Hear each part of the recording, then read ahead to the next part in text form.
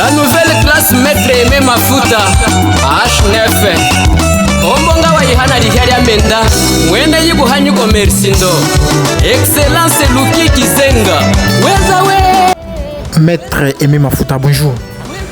Bonjour Monsieur Casco, bonjour Monsieur Gilbert Magie, heureux de vous voir en ce début de l'année 2026.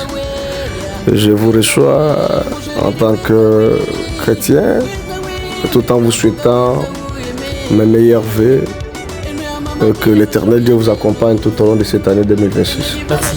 Vous êtes l'autorité morale et visionnaire de la nouvelle classe politique qui porte bien évidemment votre nom. Est-ce que nous pouvons savoir quelle santé politique ou encore quel état de santé de votre vision que vous portez jusque-là, que ce soit dans la province du Kasaï ou partout ailleurs? Bon, j'aime qu'on parle le plus du père fondateur de la nouvelle classe politique. L'autorité morale, entre parenthèses, c'est une expression que je n'ai jamais aimée, quoi. Vous allez voir qu'au sein de la nouvelle classe politique, nous nous appelons plus des confidents. Voilà, donc je suis le père fondateur de la nouvelle classe politique et je me réjouis de ces combats que j'ai commencé depuis 2026 et que toute la classe politique congolaise aujourd'hui se lance sur cette voie-là de renouvellement de la classe politique. Donc, la santé de la nouvelle classe politique se porte bien. Vous êtes un média, vous savez bien que ça fait longtemps que nous avons commencé ce combat et nous continuons toujours, comme la majorité des Congolais, se soit approprié de l'idée et que tout le monde veut de ce renouvellement de la classe politique congolaise. Moi, en tant que père fondateur, je me réjouis. Et la santé de la nouvelle classe politique, ça va, les choses évoluent, bien que nous sommes dans une période de stand-by. Donc, par rapport à tout ce qui s'est passé, les événements après les élections et autres, là nous sommes en train de consolider, n'est-ce pas, et puis de nous arranger pour que nous puissions voir nos perspectives des engins qui arrivent ou qui arriveront. Maître Aimé Mafuta, ça fait Bénirette que vous avez fait une sortie médiatique dans la province de Kasaï, une sortie réactive à l'évolution de la classe politique, mais également aussi du développement de la province. Est-ce que nous pouvons savoir c'était quoi le motif de votre installation? Bon, c'est ce que je dis, je suis en train d'arranger les choses autrement, parce que vous savez, quand vous allez, excusez-moi, quand vous engagez dans un combat et qu'à un moment vous sentez qu'il y a quand même là où les choses n'ont pas bien marché, il y a des réglages. Donc à ce moment ici, je suis en train d'abord de restructurer ma structure, la nouvelle classe politique au niveau national que provincial, avec des petits mouvements, des petits soucis qu'il y a eu. Donc, et j'annonce déjà que ce 17 janvier, je crois que ça sera le samedi prochain, il y aura un point de presse que nous allons animer au niveau de la ville ou le chef-lieu de la province du Kasaï. Donc voilà un peu, nous sommes en train de régler certaines choses et au moment opportun, nous serons devant vous de la presse pour vous annoncer notre feuille de route de 2026. Ça va faire maintenant près de 2 ans que le gouverneur Mukendi a été investi à la tête de la province du Kasaï. Vous êtes aussi parmi l'un des notables de cette province. Quelle lecture faites-vous depuis qu'il est là en rapport avec sa gestion dans la province? Mais lorsque j'avais dit avant même le dépôt de candidature pour cette élection-là de gouverneur, j'avais dit que ce n'était pas une candidature idéale pour notre province. Parce que déjà, cette autorité, ce gouverneur qui est là, moi, je sais qu'il ne maîtrise pas les aspirations de la population du Kasaï. Et voilà maintenant qu'il est en train de tâtonner. Il ne sait pas où commencer, quoi faire. Et nous lui avons dit à son temps. Et qu'il devrait maintenant se faire entourer, peut-être de certains frères du Kasaï. Mais l'ego prend sa place, la haine prend sa place. Voilà aujourd'hui que nous sommes en train de régresser au lieu que nous puissions progresser avec cette province. La lecture, quant à mon humble avis, elle est largement négative. Il a lamentablement échoué jusque-là. Et que s'il ne se ressaisit pas, et qu'il continue avec ses clubs d'amis qui l'entourent au sein de son gouvernement, et s'il continue avec ses dons d'ailleurs, soit le président de l'Assemblée provinciale a déclaré que sa famille devrait se réserver, quitter, enlever leur main dans la gestion de la chose publique.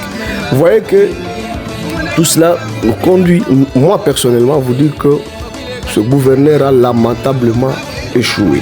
Et s'il ne se ressaisit pas pour les quelques années qui restent, je crois qu'il sortira par une petite porte. Parce que vous savez, la population kassaïenne observe et à un moment, elle pourra se dire non. Elle pourra se dire non, au-delà de toute protection qu'il bénéficie au sein de l'Assemblée provinciale, mais la population regarde, elle est vigilante. Je crois que à votre question, son mandat est largement négatif. Alors si vous demandez étant une grande personnalité de la province, vous demandez de donner des conseils. Je vais donner des conseils à qui? Au gouverneur de province. Oh mais écoutez, ce sont les gens qui ne sont pas ouverts. Hein? Je crois qu'au début même de son mandat, j'ai lui à lui proposer quelques options qu'il pouvait prendre pour le bien-être de notre province. Mais parce qu'il dirige par défi. Il dirige par défi, il dirige par haine, il dirige par ego. Les options, c'était peut-être pour vous. C'était seulement à votre intérêt? Non, je n'ai jamais été demandé. Je n'ai jamais été demandé, je ne le serai pas. Je ne le serai pas. Vous oubliez qu'on m'appelle mon bon appétit. Donc, je sais comment je mène ma vie, je sais comment je vis. Moi, je ne peux aller vers la personne qui est ouverte, n'est-ce pas? La personne qui est rassemblée. Vous voyez, il y a des qualités que l'actuel gouverneur n'a pas et ça laisse à désirer de voir l'échec chaque jour. Il s'enregistre, regardez tous les projets qui ont été qui étaient en cours d'ailleurs d'exécution, que l'ancien gouverneur a laissé, le gouvernement central, pour ne pas parler de Chili, Gelo et autres. Dans la province du Kassai, il n'y a absolument rien. Alors, on nous a fait le bruit ici avec les routes Kandia. Je crois que le 17, je vais vous donner de chiffres avec précision et comment les gens détournent l'argent dans cette province facilement et comment les gens s'amusent avec la population. Vous allez à Mabondo, vous jetez une petite passerelle comme nous l'avions fait à l'époque, hein, sans moyen de l'État. Vous justifiez la sortie des fonds exagérés alors que ce qui est fait, c'est regrettable. On prend, on filme et on me dit, il y a aussi même vous de la presse, vous accompagnez à de telles réalisations au nom de la province et vous nous faites voir ces histoires-là. Ça, c'est de l'humiliation. On doit quand même respecter ce peuple kassaïen qui est un peuple intelligent, mature. C'est pas de cette façon que les choses doivent se passer. Et si les gens disent la vérité dans cette province, c'est comme si on avait un problème particulier avec. Non, on n'a pas un problème avec le gouverneur. C'est notre frère. Mais la façon de faire les choses, je vous dis, en faisant seulement la lecture avec celui qui venait de quitter là. On dit que celui-ci, je ne sais pas si il aura réalisé même un score de 8 sur 100 ou de 10 sur 100. Je doute fort s'il ne se ressaisit pas. Donc, il est souhaitable qu'il se ressaisisse. Maître Aimé Mafuta, nous rappelons que vous êtes père fondateur de la nouvelle classe politique. Merci d'avoir répondu à nos questions. Et avant qu'on nous clôture à la d'être calme, moi-même je m'apprête déjà, comme je dis, que le 17, sauf imprévu, le 17 nous aurons une conférence de presse et que je sais que la presse sera à l'honneur. Et ça sera une première dans cette province-là. La façon dont les choses seront organisées avec notre presse le samedi, ça sera une première. Et nous avons été toujours modèles. Parce que vous savez qu'aujourd'hui, qu'on le veuille ou pas, je suis parmi les acteurs politiques qui ont donné même à cette province des fils, n'est-ce pas, des personnalités aujourd'hui qui gèrent. Je peux vous dire qu'en Assemblée provinciale aujourd'hui, vous pouvez retrouver deux députés provinciaux ici de la formation de la nouvelle classe politique. Dans ce gouvernement provincial, il y a même un ancien membre, un filial de la nouvelle classe politique, mais qui était déjà parti. Mais au moins, la formation que nous avons donnée produit des fruits sur le terrain.